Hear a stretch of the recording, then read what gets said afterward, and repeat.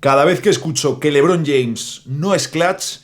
se me retuerce algo por dentro, se mueren gatitos, mueren personas al otro lado del mundo. En fin, es una auténtica mentira, una patraña, algo que cada vez que leo o escucho, ya os digo, cuando veo ese comentario, no, es que LeBron James no es clutch. Comentario y una discusión que suele estar al pie del cañón y que lo lleva estando, yo os diría, desde que yo tengo uso de razón y desde que sigo la NBA.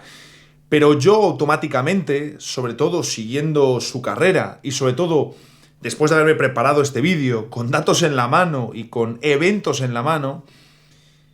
yo siempre he pensado que el que dice que LeBron James no es clutch es porque es un hater, es porque de alguna manera está corrompido y piensa que pues, otros jugadores, no hablo solo y únicamente de Michael Jordan, otros jugadores sí que son clutch, mientras que LeBron no lo es, que LeBron falla, que LeBron pasa la pelota.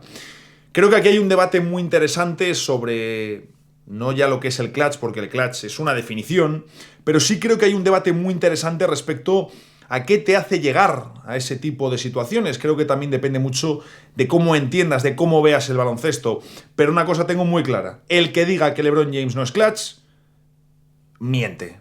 Así de claro. Un juego muy típico y que se hace mucho es el de quién debería lanzar el último tiro, o si fuese tu equipo, si fuese tu escenario, si fuese tu situación, ¿a quién le darías el último lanzamiento? Seguro que habéis visto en multitud de ocasiones por redes sociales la típica de séptimo partido, tu equipo va 2 abajo,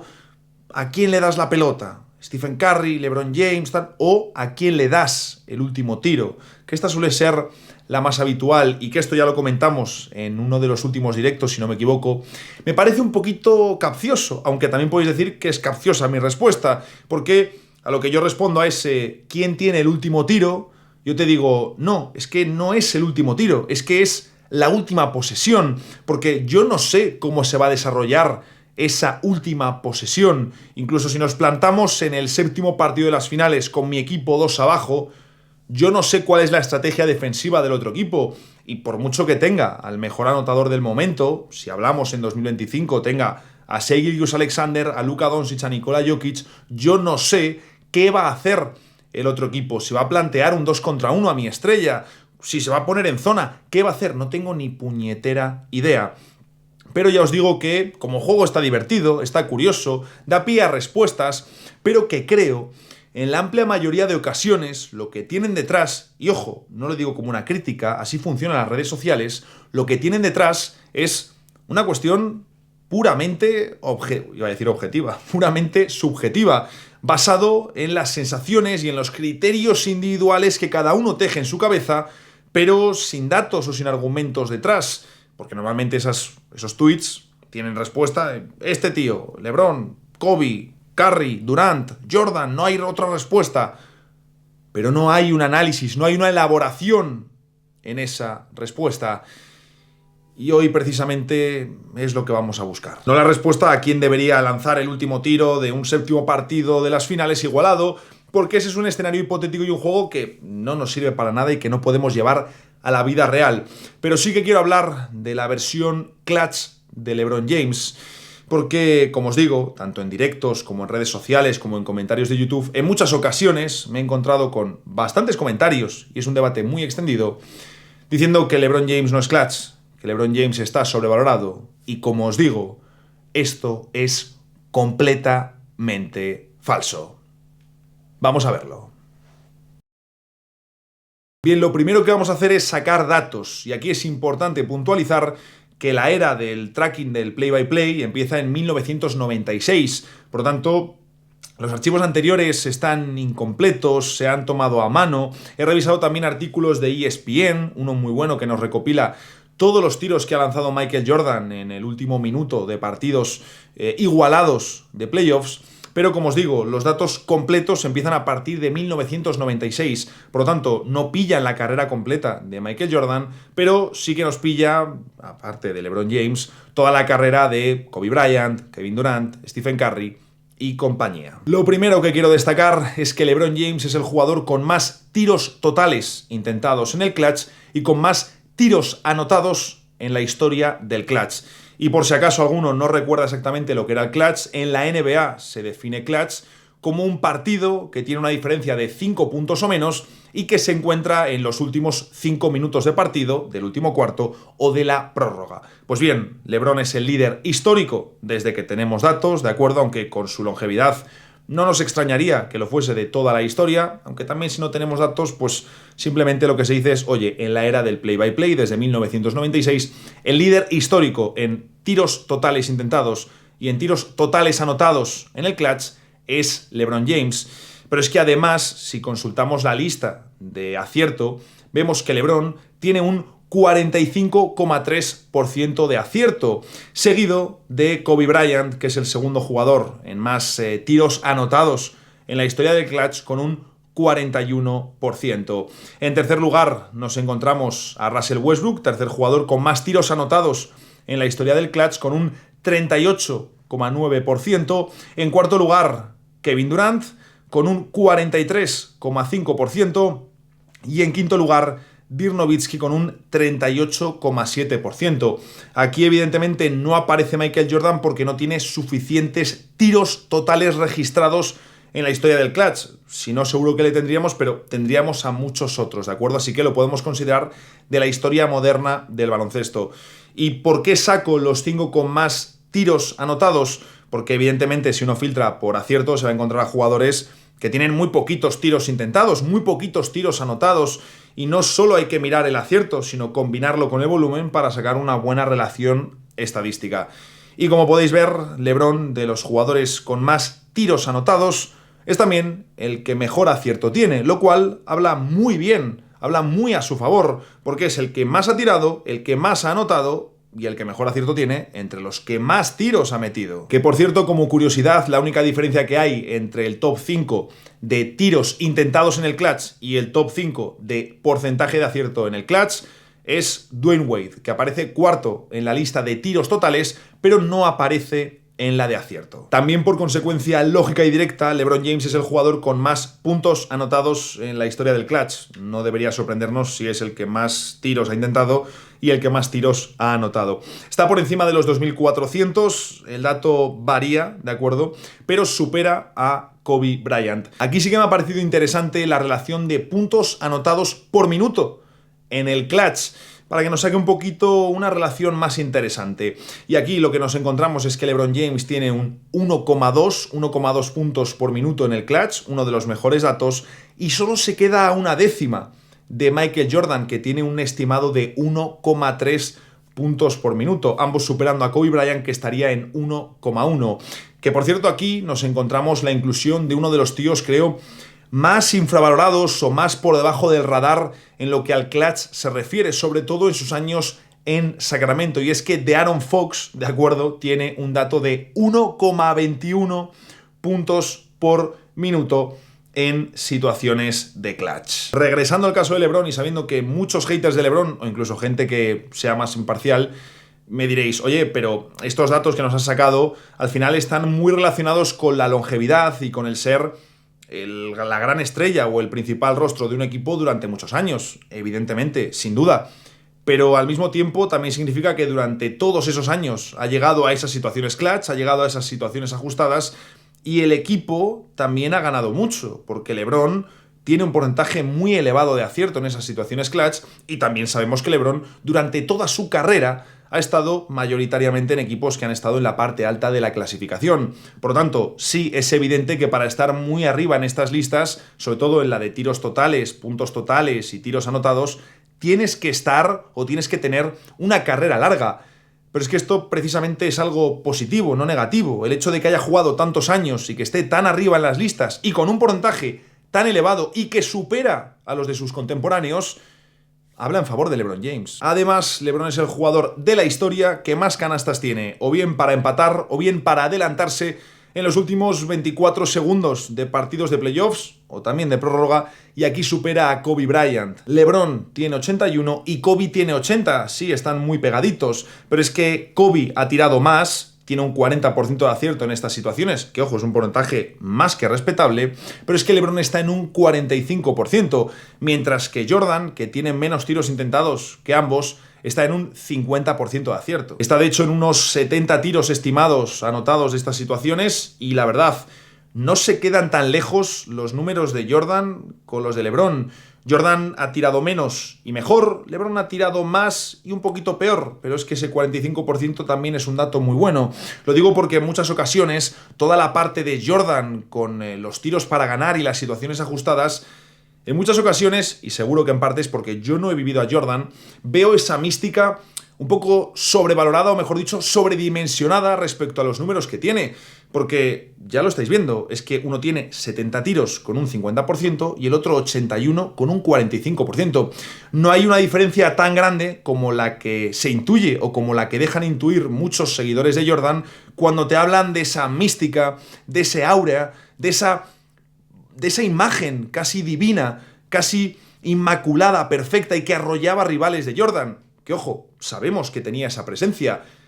pero luego no se refleja en lo que dicen los datos. Pero es que además LeBron también es el jugador con más game winners, ya sean para empatar el partido y mandarlo a la prórroga o para ganarlo en playoffs desde que tenemos datos. Desde 1996 LeBron lidera la lista con 8 canastas. En segundo lugar tenemos a Reggie Miller con 5 y luego a 3 jugadores empatados con 4. Kobe Bryant, Chris Middleton y Tyrese Haliburton, que ha conseguido los 4 solo en los playoffs de 2025. Y por último, de esos 8 tiros de LeBron, 5 son tiros sobre la bocina, tiros para ganar el partido, que también es el récord de más tiros para ganar de buzzer beaters de la historia de los playoffs. Otro más que tiene LeBron, sí, longevidad, pero es longevidad más mantener el rendimiento. Luego, en su favor, por no hablar solo de datos, porque creo que los datos necesitan ir siempre de la mano del contexto, de la historia, de la narrativa, LeBron tiene varios momentos muy destacados en su carrera, y tranquilos que luego también vamos a ir con los malos. Yo soy un mega fan de LeBron James,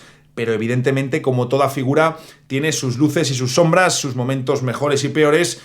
Y por mucho que me encante LeBron, no significa que no pueda hablar de los momentos malos. Eso sí, primero los buenos, los momentos clutch muy potentes para todos aquellos que dicen, no, es que LeBron James no es clutch. Bueno, tiene varios de los momentos más clutch de la historia de la NBA. Por ejemplo, comenzando con la jugada defensiva más importante de la historia de la NBA, el tapón más importante de la historia del baloncesto, como es el que le puso a Andre Iguodala en el 7º partido de las finales de 2016 ante los Warriors. Todos conocemos la acción. Sí que me gustaría destacar, porque además es algo que contó J.R. Smith en una entrevista y que, bueno, parece ser que es cierto, que en muchas ocasiones LeBron le decía, oye, si estamos haciendo un balance defensivo,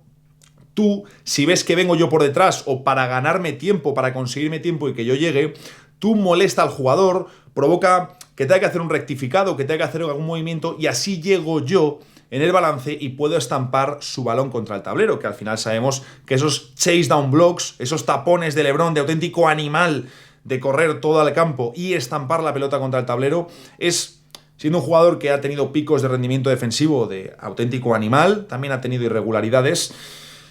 sí que sabemos que es uno de los grandes registros defensivos de su carrera, por no decirte uno de los principales, o el principal, incluso esos chase down blocks. Bueno, pues simplemente quería añadir esa curiosidad de que no tendríamos ese histórico tapón de LeBron James, evidentemente sin esa defensa de J.R. Smith que fuerza el rectificado de Andre Iguodala. Pero es que, spoiler, nadie gana solo, y menos en el deporte colectivo. Ni LeBron, ni Jordan, ni Karim, ni Kobe, nadie gana solo. Una de las que más me molesta, porque además es completamente falsa, es la de LeBron James salvado por Ray Allen en las finales de 2013 contra San Antonio Spurs, que todos sabemos tuvo ese mítico triple de Ray Allen desde la esquina, en una acción que yo creo mucha gente que dice esto de salvado por Ray Allen es porque directamente no ha visto el partido, o ni siquiera ha visto el último cuarto completo. Que ojo, iba a decir que no les culpo, pero para hablar de algo deberías estar informado, aunque sabemos que en el mundo se habla de lo que nos da la gana y nos da igual si tenemos razón o no, o si sabemos de lo que estamos hablando. Creo que en contra de LeBron juega el hecho de que en esa acción, en la del triple de Ray Allen, lo que vemos es a LeBron lanzando de 3, falla el tiro, Chris Bosh coge el rebote y se la entrega fuera a Ray Allen. Sí, evidentemente ese es uno de los tiros más clutch de la historia. Mucha gente lo utiliza como argumento en contra de LeBron, que me parece algo completamente absurdo, pero donde os digo que se muestra y queda evidenciado que no han visto el partido es en la actuación que deja LeBron, pero sobre todo en ese último cuarto, porque las sensaciones en ese sexto partido era de que, aunque San Antonio no se llega a marchar de 25 puntos, sí que los Spurs iban por delante, iban, no te quiero decir súper cómodamente por delante, pero la sensación era de que eran mejor equipo, de que iban siempre en un rango de alrededor de 10 puntos por encima, y LeBron mete 16 puntos en el último cuarto, incluyendo un tramo en el que se le va la cabeza, pierde la banda que lleva ahí siempre tapando la calvicie y de repente se vuelve completamente loco, le pone un tapón brutal a Tim Duncan que culmina con un canastón al lado contrario, empieza a meter una canasta tras otra, pero es que en general el último cuarto de LeBron es impresionante en ambos lados de la cancha. Es más, en el podcast que tiene ahora con Steve Nash, compartido antes con su ahora entrenador J.J. Redick, contó que precisamente cuando iban a empezar el último cuarto de ese sexto partido de las finales de 2013, hay un momento en el que él se dice a sí mismo, vale, o aquí me pongo a hacerlo todo en ataque y en defensa al nivel de no puedo cometer ningún error, o vamos a perder el partido porque este equipo de San Antonio te hace pagar muy caros los errores. Sin ese tramo final de LeBron, sin ese partido que él hace, pero sobre todo sin el último cuarto, no hay triple de Ray Allen, no hay rebote de Chris Bosh, porque en varios momentos parece que va a ganar San Antonio, y de hecho el propio LeBron contó que hubo un momento que le cabreó bastante, que vio que estaban ya sacando como el trofeo y cosas para celebrarlo porque parecía que los Spurs iban a ganar, aunque no tenían el partido cerrado. Por eso, cuando dicen, no, el título de 2013, que Ray Allen salva a LeBron, me dejas muy claro que no has visto el partido. No está al mismo nivel porque creo que estos dos son sus dos grandes exhibiciones, con otra de la que vamos a hablar ahora que nos deja en su primera etapa en Cleveland, pero evidentemente cómo olvidarnos de la mejor versión, o de la que considero yo que es la mejor versión de LeBron James, pero que casualmente o no casualmente, porque así funcionan estas competiciones, la mejor versión de LeBron James, que es cuando ya tenía el punto de madurez, de inteligencia del juego, pero al mismo tiempo todavía a nivel físico era súper potente, y yo creo que ahí seguía siendo el mejor jugador de la NBA antes de que empezase en la era de los Giannis, Jokic y compañía, coincidiendo también con el ocaso físico o el inicio del ocaso físico de LeBron, es su versión de 2018, que es una auténtica locura y que coincide con el equipo más flojo que ha tenido tranquilamente, desde que se marchó de Cleveland en su primera etapa. Pero ese año, en 2018, nos deja varias acciones clutch, una canasta para ganar contra Indiana Pacers y sobre todo la ronda ante Toronto Raptors con ese game winner, ese LeBronto, y una sensación de que, por mucho que todo lo que tuviese alrededor eran jugadores de rol, porque estaba con los Rodney Hood, J.R. Smith,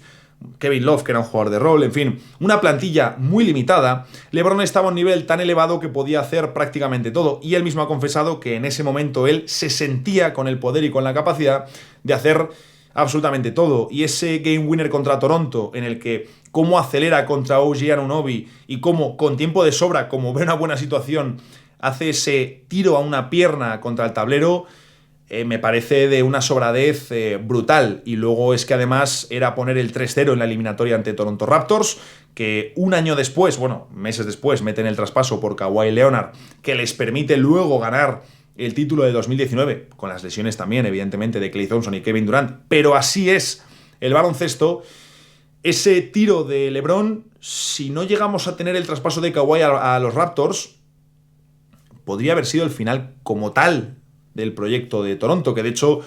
todos se quedan planchadísimos cuando LeBron mete ese tiro porque es que eran incapaces de hacer nada contra él. Y evidentemente el otro gran momento del que quiero hablar de LeBron, y que seguro que alguno ha pensado en ello, sobre todo cuando se ha dicho, oye, la primera etapa en Cleveland, es la exhibición que deja con 22 añitos ante los Detroit Pistons. Un partido sideral de LeBron James en el que se va hasta los 48 puntos, 9 rebotes y 7 asistencias, metiendo 25 puntos consecutivos con un 11 de 13 en tiros de campo, anotando 29 de los últimos 30 puntos de los Cleveland Cavaliers, además de conseguir la victoria gracias a un tiro ganador, a un game winner en la segunda prórroga del partido. Y ojo a estas palabras de Chauncey Billups, de esos Detroit Pistons que no mucho antes habían sido campeones, pero que ya estaba llegando su final. Chauncey Billups, un jugador muy respetado, ante un LeBron de 22 años,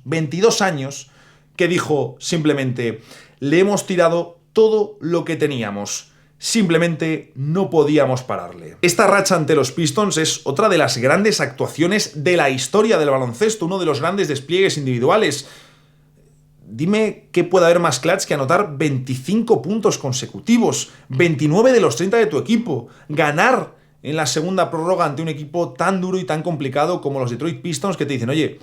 es que no hemos podido hacer nada con él. Y aún así, quiero añadir, porque esto ya es una cosa que a mí me dolió mucho en su momento. LeBron podría haber tenido la oportunidad de un lanzamiento para ganar un título sobre la bocina, que creo que a nivel de misticismo le hubiese dado mucho, que estas cosas sabemos que son muy importantes. Con Jordan juega un papel fundamental. Pero básicamente en las finales de 2020, en el último título de LeBron James, el que consigue con Los Ángeles Lakers en la burbuja ante Miami Heat, en el cuarto partido, con Lakers ganando la eliminatoria por 3-1, tienen una situación en la última jugada en la que básicamente lo que sucede, y seguro que muchos os acordaréis, es que LeBron juega un pick and pop con Danny Green, los dos defensores de Miami se marchan con LeBron, Lakers dos abajo, y LeBron, como ha hecho casi siempre durante toda su carrera, se mete hasta dentro, no tiene él un tiro claro, y tiene a un gran tirador, por mucho que se le estuviese criticando, un gran tirador fuera solo en el perímetro. Le entrega la pelota, Danny Green tiene todo el tiempo del mundo para pensarse el tiro, y lo que sucede es que falla. No critico ni a Danny Green ni a LeBron por su decisión. El problema es que después de todo eso, Markieff Morris captura el rebote en ataque, no sé qué le pasa por la cabeza, suelta un melón sin sentido, mientras LeBron estaba solo a la derecha. Y es algo que me carcome un poquito, tampoco demasiado, pero joder, Markieff Morris le tendría que haber dado la pelota a LeBron, y LeBron podría haber tenido el tiempo suficiente como para, según recibía, irse para atrás y tener un triple para ganar el título sobre la bocina. Evidentemente no llegaría al misticismo del tiro de Jordan contra Utah Jazz, por supuesto. Aquí Lakers tenía ya las finales muy encarriladas y era un equipo superior a Miami. Pueden ser las finales más desiguales que ha jugado LeBron James en toda su carrera. Pero joder, qué pena que la cabeza de Markieff Morris, que nunca ha brillado demasiado por su sesera, nos privó de ver a LeBron James con un tiro para ganar unas finales sobre la bocina. Lo que hubiese sido eso. O para fallarlo, que ya os veo a los haters ahí saltando diciendo no lo hubiese metido. No lo sabemos, pero incluso si lo hubiese fallado, me hubiese encantado ver eso. Ahora sí, vamos con la parte fea, con los inconvenientes para situar a LeBron como el jugador más clutch de la historia del baloncesto. Y aquí, evidentemente, tengo que hablar de las finales de 2011, las finales perdidas ante Dallas Mavericks. Mientras Michael Jordan tiene ese 6-0 inmaculado, con ese aura de imbatibilidad, LeBron está en 4 de 10. Pero es que es cierto que de ese 4 de 10 en las finales, tan solo hay unas finales malas, que son las de 2011, unas finales en las que LeBron estuvo superado, poco acertado, no supo utilizar su físico, jugadores más pequeños le ganaron, y no eran sus primeras finales, porque ya en 2007, en un escenario más desfavorable para Cleveland Cavaliers, estuvo mucho mejor, pero en 2011 las finales de LeBron son surrealistamente malas. También os digo, si has jugado 10 finales y solo en unas has estado muy mal, joder, representa un 10% de las finales.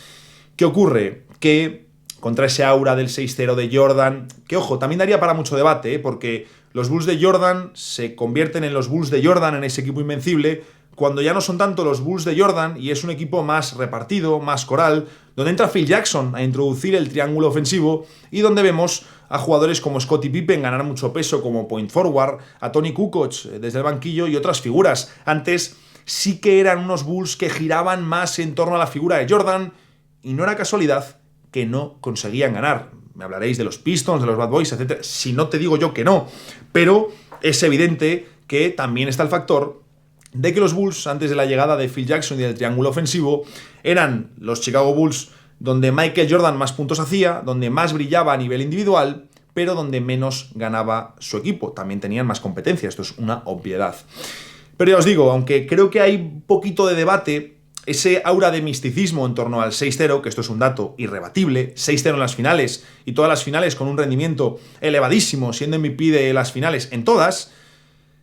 choca con ese punto negro que tiene LeBron en su historial, no tanto por haber perdido 6 finales, sino por lo mal, lo fatal que jugó en las finales de 2011 ante Dallas. Esto sí que creo que es uno de los grandes o el gran punto en contra de LeBron James, siendo el jugador más clutch de la historia, que sé que algunos con esta frase os estarán revolviendo las tripas por dentro. Pero lo considero de verdad. Es más, creo que si uno mira el historial de todas las finales que ha jugado LeBron, y esto nos da para otro vídeo tranquilamente,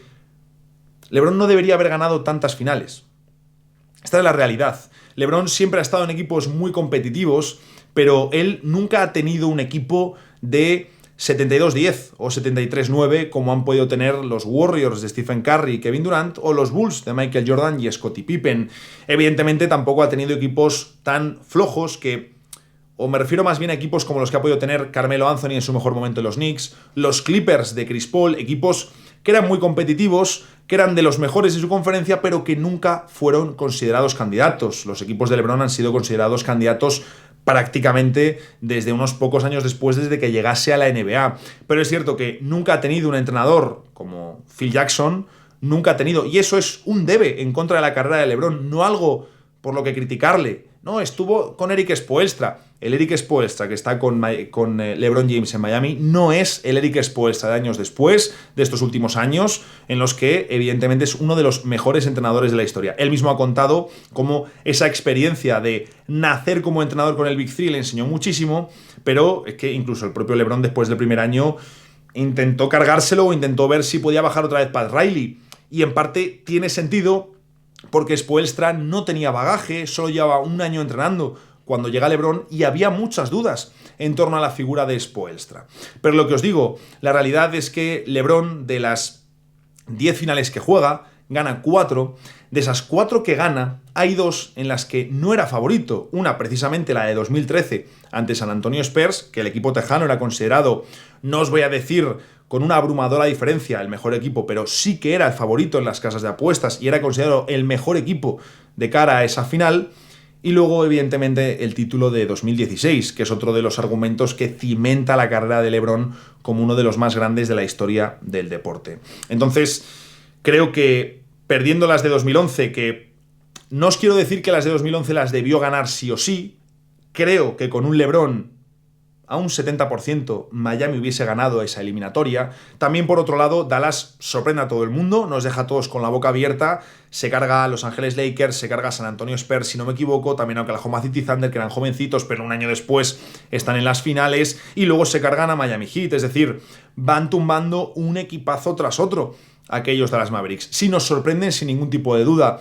pero al mismo tiempo el equipo de Miami que llega a las finales de 2011 tiene al peor LeBron que hemos visto jamás en unas finales, primer argumento para que pierdan, y evidentemente ellos no tenían el fondo de armario ni los especialistas que sí iban a tener en los años posteriores, porque necesitas, por mucho que tuvieses a Wade, a LeBron y a Bosh, necesitabas algo más, aunque fuesen 2 tiradores útiles, algún especialista defensivo, no a Carlos Arroyo, a Zydrunas Ilgauskas y Juwan Howard, ¿no? Que la plantilla de 2011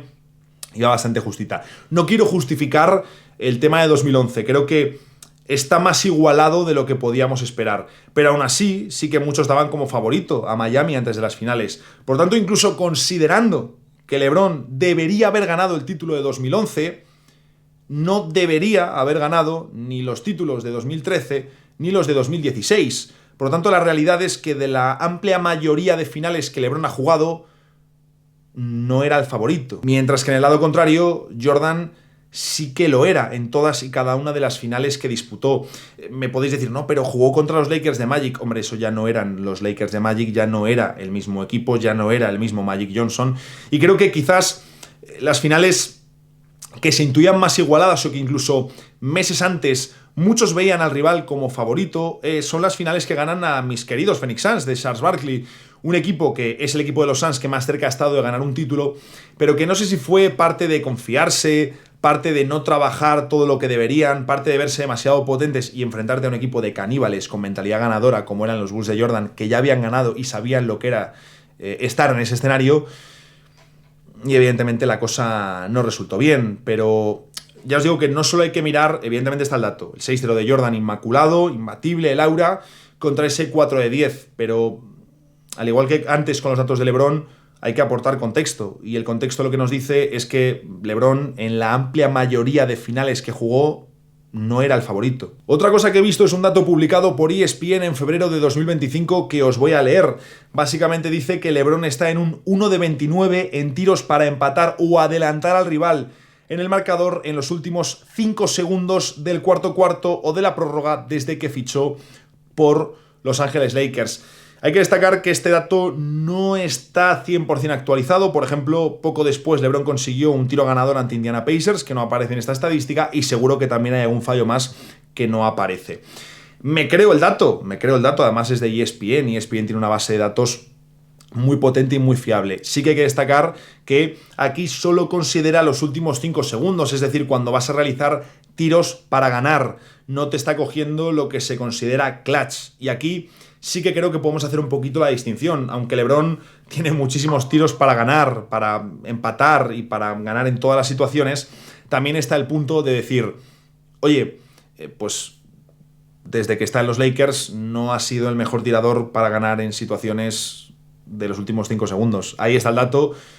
y es un dato feo, las cosas como son. Pero es que creo que precisamente lo que convierte a LeBron en potencialmente el jugador más clutch de la historia es que no se rige solo por el último tiro, que sé que es precisamente lo que muchos plantean en este tipo de situaciones. Oye, ¿a quién le das el último tiro? Pero es lo que yo os decía, es que no se trata del último tiro, es que como tal, ser clutch no es solo el último tiro, no es ni siquiera tan solo la última posesión.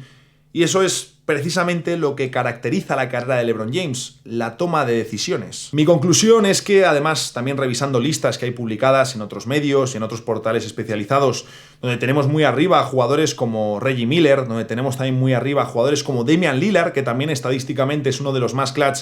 de los últimos tiempos, incluso de este siglo, pero que a pesar de tener varios momentos en playoffs, sobre todo ese triple ante Houston Rockets y el triple ante Paul George y Oklahoma City Thunder, es cierto que no tiene un momento mega icónico en unas finales, o no tiene un momento mega icónico para meter a su equipo, yo qué sé, pues eso, en unas finales de la NBA, en unas finales de conferencia. Evidentemente está muy arriba. Robert Horry también, uno de los más clutch de toda la historia, sin ninguna duda, pero creo que con tanto los datos en la mano como con los eventos en la mano, podemos decir que LeBron es potencialmente el jugador más clutch de la historia,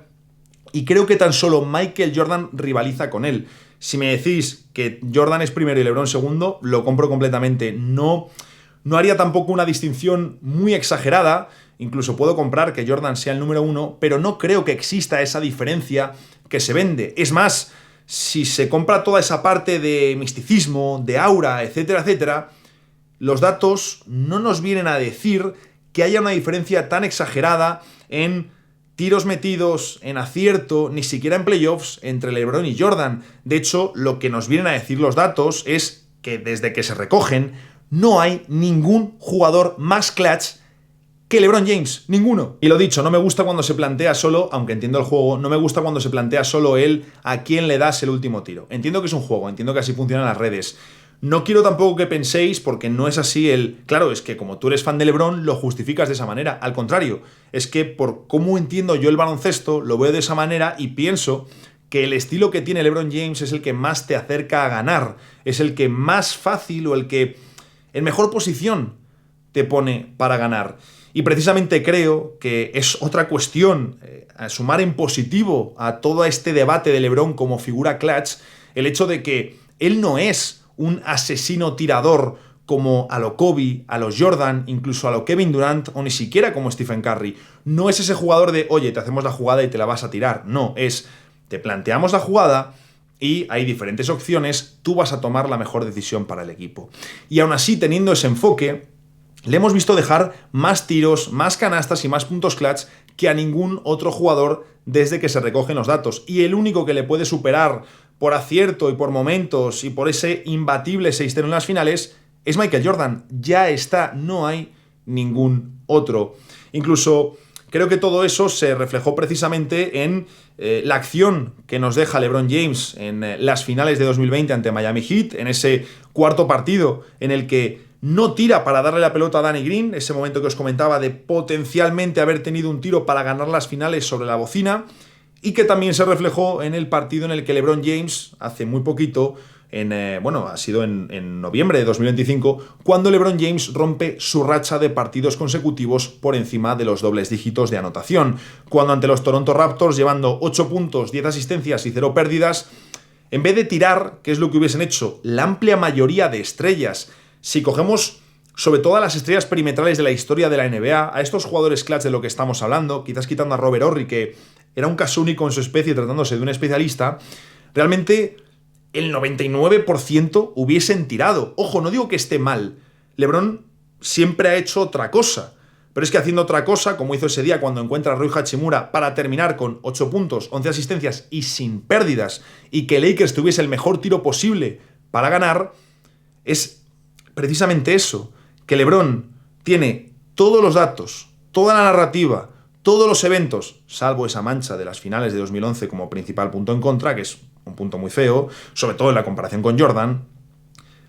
Teniendo todo eso, o sea, teniéndolo todo, los datos, la narrativa, los momentos,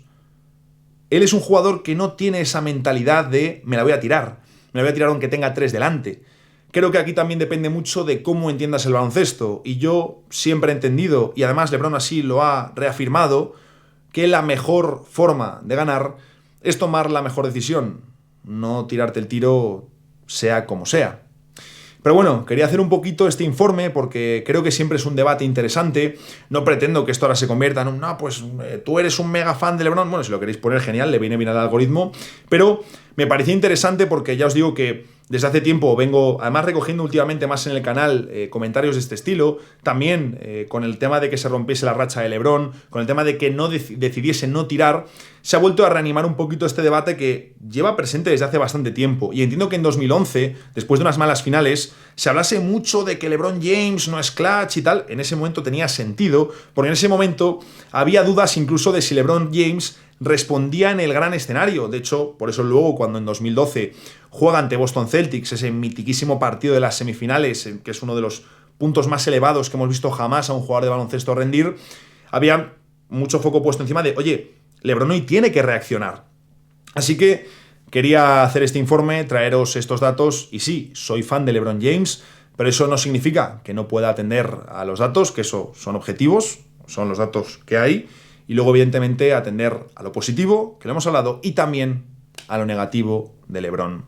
en el clutch.